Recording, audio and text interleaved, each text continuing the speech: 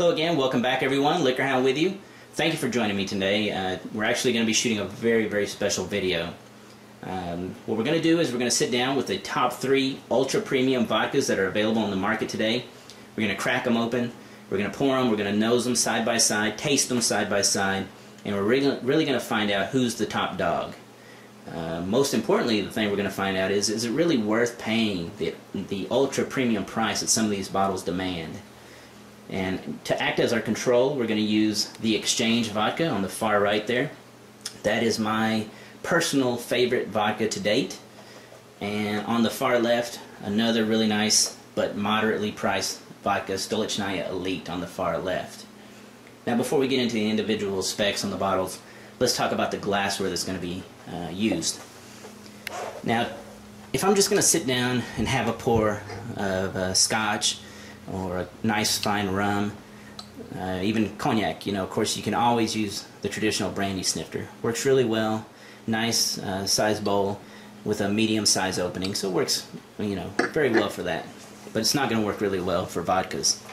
Another one that wouldn't work well for vodkas is the Glencairn Tulip Bulb Nosing Glass. Again, the mouth on this one is even smaller than on brandy snifters, and the reason for that is because when you're nosing a really fine whiskey or a good bourbon, you want to catch all the flavors, so you let it sit in there for a while, and that's when you nose it. Now the thing to keep in mind with those glasses, whenever you're nosing a spirit in general, the thing to do is to always breathe in through your mouth and nose simultaneously, and that really helps control the amount of ethanol burn that you're getting up in your sinuses. But the glass that we're going to use for the tasting is going to be this little guy. It's kind of a shot glass, kind of a nosing glass. I've had these for years and years. This is what I use most of the time when I'm just doing a little nosing tasting, and it works wonderfully. I'm able to get down in there pretty nice, close to the spirit, pick up the subtle nuances of the aromas, and yet I'm able to mix just enough oxygen in there to where, again, I'm not choking. So with that out of the way, let's go ahead and get to the specs of the bottles, and we're going to start with Stolichnaya Elite. Now, Stolichnaya Elite is a 4-time distillation, okay? The base grain is going to be wheat and rye, and their main filtration method is going to be freeze filtration. And all that means is they're taking it down to negative 18 degrees, and at that temperature all the impurities tend to want to gather together, cling to the sides of the tank, and that enables them to take the spirit directly from the middle, and it's just a little cleaner, a little purer. Now, Beluga Gold Line. And I can hear everybody cheering now. Beautiful bottle. Again, metallic label, both front, back, and around the neck. Nice wax seal up on top. Let's see if I can get it to focus. Anyway, and comes with a little hammer and brush just to help take that little seal off. Now, the thing I found out about this vodka when I started researching it was that it's kind of a flavored vodka, which, it doesn't bother me one way or the other, as long as it tastes good. But, traditionalists kind of cringe when they think about stuff like that when it comes to vodka. And the reason I say it's kind of flavored is because it's actually kind of a malt spirit.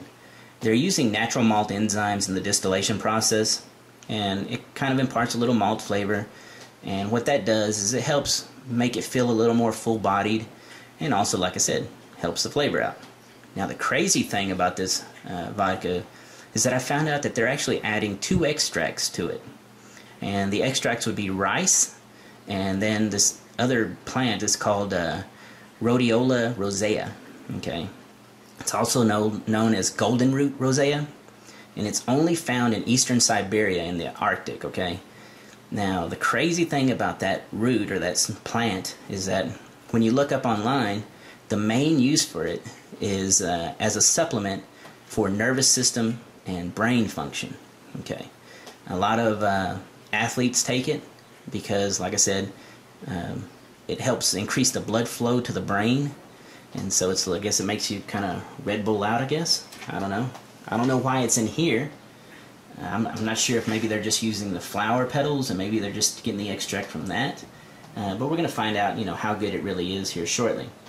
Another interesting note on this one is that once the spirit is created, they rest it for 3 months before bottling it. Okay. Now, moving on to the Kaufman private collection vintage vodka. Again, beautiful presentation.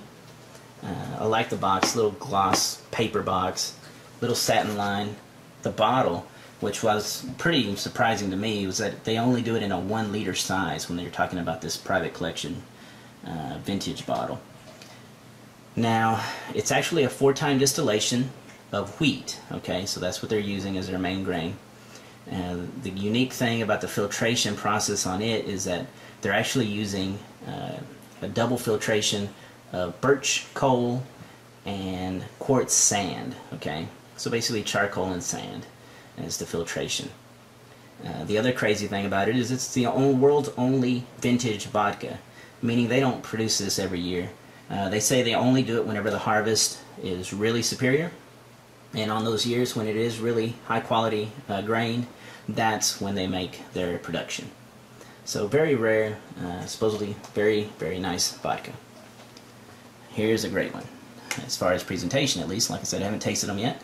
This is HDW Clicks.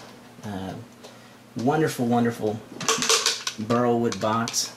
It's also nice and velvet lined. Now the crazy thing about this one that I found is the bottle itself is very nice. It's supposedly hand molded, lead-free crystal. Comes with a little crystal stopper in this little leather pouch. And what I love about it is that there's no real etchings on this glass. This little label here just peels off. It's plastic. Same thing for the little barcode sticker on the bottom there. It's plastic, little peel off. The only etching on there is down there in the bottom right. I don't know if it shows, but it's bottle number 189 of 2000. So once this thing is empty of vodka, you can sit there and put whatever you wanted into it. It's a beautiful bottle. There's no real, like I said, no real showing or telling of what was in it to begin with. The other thing is the box. Like I said, wonderful, wonderful box. You can use it to store your bottle, but if you wanted to, you could also probably use it to store, I don't know, cigars, whatever you wanted. If you just turned it, flipped it upside down. Of course I can't get the latch off. One-handed. Again, beautiful box. Amazing presentation. I think a burlwood box like that by itself would probably be $100. So to pay $300 for this whole setup, it might be worth it, especially when you consider all the trouble they went through to create the spirit that's inside it. Okay, so it took them 2 full years to create the spirit. Okay, 1 year to distill it as many times as the name says. And what I'm meaning by that is the CLIX is the Roman numeral for 159. 159 times they distilled this thing. Again, the thing that everybody needs to keep in mind is that, you know, the number of distillations usually, in my opinion, doesn't matter. It's all about the water they're cutting it with. In their case, in Click's case, the water they're using is from Kentucky, and it's limestone-rich water. And like the Exchange, who uses limestone in the filtration, it's going to be, you know, it helps impart that silkiness, that smoothness. So I'm really have some real high hopes for this one. Let's see. The base grains on this one is actually, there's 4 of them. They're using corn, rye, wheat, and malted barley. Okay. So once they decided they're going to create this spirit, they had to start with a lot of mash. So we're talking 28,400 gallons of mash to begin with. And during the year, when they were sitting there distilling it down and redistilling it, by the time the year was up and the 159 distillations had been done, they were down to 332 gallons. So that is a huge, huge dramatic loss. And that was just enough to create 2,000 bottles, making this probably one of the rarest vodkas to ever come out. Again, but we're going to find out if it's really worth the retail price of $300 here shortly. Now, my personal favorite, the Exchange Vodka. Nothing fancy about this one. Little twist off cap. Hey, you know, like I said, I'm not really worried about the presentation as much as the spirit that's inside. Beautiful, beautiful spirit. Love it. It's actually a 3-time distillation. So you're at 159 versus 3.